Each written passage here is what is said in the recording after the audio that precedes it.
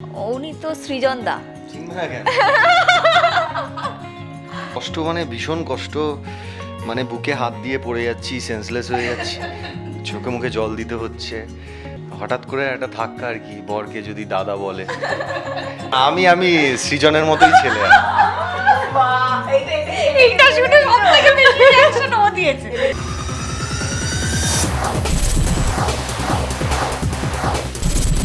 এই মুহূর্তে যে দুজন আমাদের সঙ্গে আছেন তারা যদি অনস্ক্রিন একসঙ্গে থাকেন তাহলে মোটামুটি দর্শকদেরও তার কেটে যায়, এরকম নানান ঘটনা ঘটে। কিন্তু আপাতত যদি অফ স্ক্রিন, এই হাসি মুখে সুন্দর সেজে গুজে আড্ডা মারতে মারতে ইন্টারভিউটা হচ্ছে। এবং সঙ্গে আরেকজন যিনি চলে এসেছেন, যার জন্য ইনি এত কিছু করেছেন কিন্তু কিছুই পাওয়া হলো না, চলে এসেছেন তিনজন। তো যাই হোক, এখন তো পাশে কে আমি আগে জিজ্ঞাসা করি, সব তো ভুলে গেছে, তো চেনা যাচ্ছে। উনি তো সৃজন দা। চিনবে না কেন?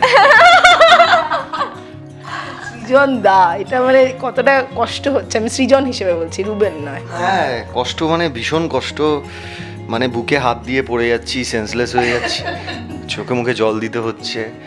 হঠাৎ করে একটা ধাক্কা আর কি, বরকে যদি দাদা বলে, যা হয় এই।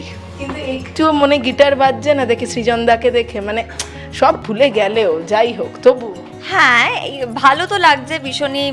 যৌথ পরিবার তো পর্ণা সবসময় চাইতো, তো যৌথ পরিবার পেয়েছে। এবং যেরকম ছেলে পর্ণার পছন্দ, একদমই সৃজন সে সেগুলো করছে, সে সেগুলো বলছে, কারণ জেনে গেছে তো কেমন পছন্দ। পর্ণাও খুব ইমপ্রেস হচ্ছে। তো আমরা আবারই এতদিন পরে এসে আবার প্রথমে যেন ফিরে গেছি, যে সৃজন পর্ণার প্রেম আমরা দেখিনি কখনো, কারণ অ্যারেঞ্জ ম্যারেজ হয়েছিল। সেই প্রেমটা হয়তো আবার দেখবো আমরা। তো ওই অডিয়েন্স ওখান থেকে শুরু হয়ে আবার বিয়ে হয়ে যা যা হয়েছিল ওই রিপিট টেলিকাস্টগুলো, হ্যাঁ টেলিকাস্টগুলো পরপর চলবে। মেয়ে বড় হয়ে গেছে, কিন্তু আমি বলছি আবার বেবি হবে না, আবার নতুন করে না, পুটি আবার পেটে ঢুকে যাবে, ঠিক আছে, এই প্রসেসটা চলতে থাকবে।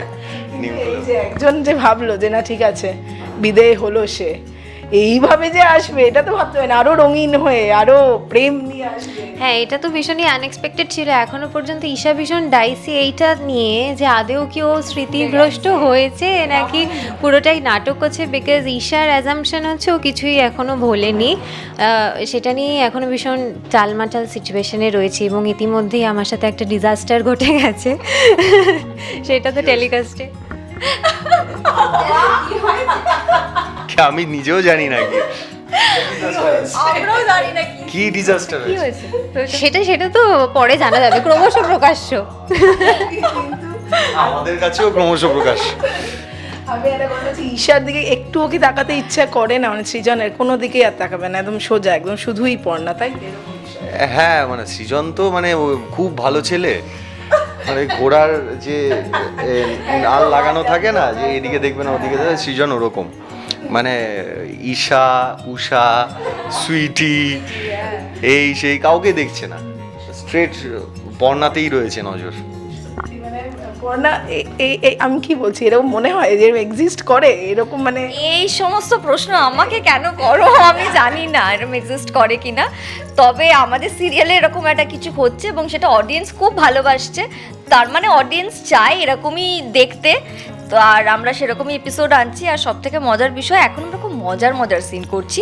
তত্ত্ববাড়িতে সবসময় দেখতাম আমরা টেনশন, কিন্তু এই এখন প্রথম আমরা দেখছি যে যেখানে পর্ণা সৃজনদা বলছে, সেটা শুনে সৃজন অজ্ঞান হয়ে যাচ্ছে, বাড়ির লোক এসে মুখে জল দিচ্ছে, এবং ঈশাকে অনেক তোমার এরা কি ভিকিরিরা রাস্তায় মারধর করছে। তো খুব মজার সিন করছে, এবং সেই সিনগুলো করতে গিয়ে আমরা নিজেরাই এত হাসি, ভীষণ মজা করে এখন সিন করছি। মানে সিনগুলো করে খুব মজা লাগছে আমাদের।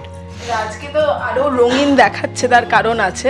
তার কারণ কলেজে, কিন্তু কলেজে যেটা হয়তো প্রথম দিন, এবার কি তাহলে অনেকেই হয়েছে পর্ণার জীবনে কেউ আসবে, সৃজন এবার এমনিতেই চাপে, আরো চাপে পড়ে যাবে, এরকম অনেকে ভাবছে, কি বলবে? হ্যাঁ, আসবে তো বটেই, একটা কলেজে পড়বে, আর কলেজে পড়াকালীন একটা মেয়ের পেছনে ছেলেরা ঘুরঘুর করবে না, এটা তো হয় না। তুমিও ফেস করেছো এটা। হ্যাঁ, আমি কি ফেস করেছি? তুমি করেছো এটা, আমি বললাম, তুমি আমার মানে আমি সৃজনের মতোই ছেলে। এইটা শুনে সব থেকে বেশি রিঅ্যাকশন ও দিয়েছে। মেনে নিলে আগে এই কথাটায় তুমি কি আমরা তো সবসময় মেনেই রয়েছি এটা যে ঘোড়া যেরকম একটা সৃজন যেরকম ঘোড়া, রুবেলদাও ঘোড়াই, ঘোড়ার দৃষ্টি একেবারে। বলছে রুবেল দাও ঘোড়া, ঘোড়া না, যাক, দাও ঘোড়া। মানে ও হর্সে পাঠিয়ে দিয়েছে আমাকে। যাই হোক, হর্স পাওয়ার নিয়ে কথা বলে লাভ নেই। সে ডাক থেকে বলে সৃজন ঘোড়া আমাকে দেখছে না। এ বাবা একেবারেই না, মানে সৃজন অবভিয়াসলি, রুবেলদা নয়। আচ্ছা, কিন্তু আমি এই বক্তব্যটাকে মেনে নিলে কলেজ লাইফে কি জানি না কি করে বলবো, মানে ও কলেজ লাইফে কি করে ছিল আমি কি করে জানবো। জোরে হেসে আমি বলছি যখন সেটা আমি বলছি যখন সেটা ঠিক, নিশ্চয়ই ঠিক, তার উপর আর কোনো কথা হয় না। কিন্তু এই যে কলেজের নাচ গান এগুলো সত্যি বলছি, ফার্স্ট ইয়ারে পড়া হচ্ছে নবীন বরণ, অনেকেই কিন্তু আমরা দেখি সিনেমা সিরিয়ালে, আমরা দেখি সবসময় এত কালারফুল দারুণ নাচ গাও। এটা কখনো মানে হয়েছে কলেজে তোমাদের প্রচুর নাচ? আমি আমার মনে হয় ও তো ছোট থেকে নাচছে, ও বোধহয় নাচাটা খুব পছন্দ করে। তবে হ্যাঁ, এখন কি হয় আমাদের এই কালচারগুলো, যে নবীন বরণ হ্যান ত্যানগুলো অনেক কমে গেছে, এখন আর ওরকম করে হয় না। হয়তো হয়, কিন্তু সেটা কার্নিভেল হয়, ফেস্ট হয়, কিন্তু এরকম রবীন্দ্রসঙ্গীত গেয়ে বা রবীন্দ্রসঙ্গীত নেচে এগুলো খুব কম হয়। প্রচুর নবীন বরণ হতো স্কুলে।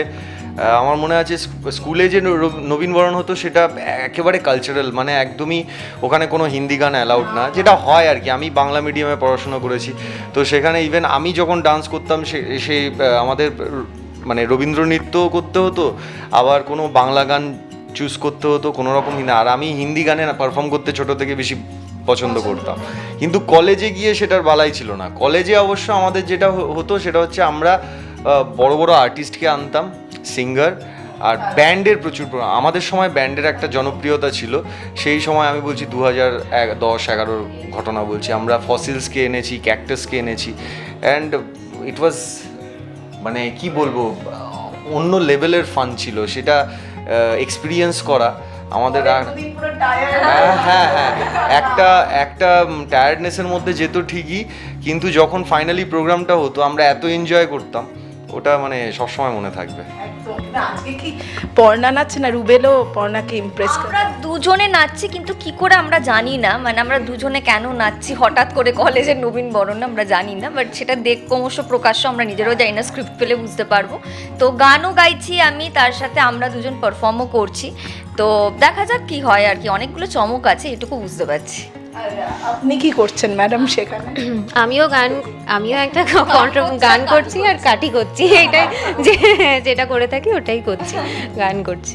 একদম। যাই হোক, শেষ করব, শেষে দর্শকদের কি বলবে, কারণ এই যে আরো নতুন নতুন প্রত্যেকদিন চমক আসছে এবং টিআরপিতে যেভাবে দর্শকেরা ভালোবাসা দিচ্ছেন, কি বলবে? আমি রুবেলের থেকে শুরু করি। একই জিনিস বলবো, প্রথম দিন থেকে যেটা বলে এসেছি, আর বারবার সেটাই বলবো। আর দর্শক যেভাবে পাশে আছেন সেভাবেই থাকবেন। আর ডেফিনেটলি যেটা বললো যে আমাদের নতুন নতুন চমক আছে, চমক চলতেই থাকবে, নতুন নতুন চমক চলতেই থাকবে। আর প্রত্যেকটা চমক দুদিনের চমক হবে, কারণ এই সিরিয়ালে 4-5 দিনের চমক থাকে না, 2 দিন হলো ব্যাস, গল্প শেষ, অন্য চমক। এটা হচ্ছে মজা, সাউথের ছবির মতো, একদম অনেকটা রিলের মতো। 40 সেকেন্ডের যেরকম রিল হয় না, শেষ আরেকটা রিল, শেষ আরেকটা রিল, তো আমাদেরও সিরিয়ালটারও গল্প শেষ আর চমকে যায় না। কোনটা? এটা চমকে যায় না, এটা দর্শকের ভালো লাগে অদ্ভুতভাবে। আমি সেদিনকে এই গতকালই মনে হয় হঠাৎ টাকা তো বানাচ্ছিলাম, একটা হঠাৎ মনে হলো যে একটা সিন দেখবো যেখানে ওই বাড়ির সবাই মিলে যে যারা বর্ষাকে উদ্ধার ভিগিরির ডেরায় নিয়ে গেছিল তাদেরকে মারছি, বেধড়ক মারছি। আমার মনে হলো এই এপিসোডটা দেখবো এখানে বসে, কারণ অর্ঘদার একটা সিন খুব ফানি ছিল, ওইটা দেখবো বলে, হাসবো বলে দেখতে গেছিলাম। এপিসোড এরকম করতে তো আমি স্ক্রল ডাউন করতে একদম সেই দেখলাম যে কোন তার 10টা গল্প আগে চলে গেছি। তার কারণ হচ্ছে গল্পগুলো এত ছোট, কোথায় বেরিয়ে গেছে বুঝতে পারছি না। তারপর খুঁজতে এত টাইম লাগলো, তো যাই হোক, হ্যাঁ এবার ওইটাই হয় আর কি। মানে এই সিরিয়ালে মানে আলটিমেটলি আমার মনে হয় দর্শকও সেটা এনজয় করেন যে চমকগুলো তাড়াতাড়ি হয়ে যায়, হয় না। যাই হোক, কতটা রেডি নাচের জন্য কি বলবি? এই তো ডাক তো চলে এসেছে, ডাক পড়ে গেছে, এবার যাবো গিয়ে আমরা গাইবো, নাচবো, প্রচুর কিছু করব। তো এই আর কি, অডিয়েন্সকে এটাই বলবো যেভাবে সাপোর্ট ভালোবাসা পাচ্ছি সেইভাবেই পাশে থাকুন, আর এরকম অনেক অনেক অনেক চমক আমরাও প্রত্যেকদিন আপনাদের দিয়ে যাবো। আর নিজেরাও চমকিত হব। টলিউড ফোকাস কলকাতা চ্যানেলটি আপনাদের ভালো লাগলে লাইক করুন, সাবস্ক্রাইব করুন এবং আপনাদের প্রিয় ভিডিওটি অবশ্যই শেয়ার করুন। Tollywood focus Kolkata.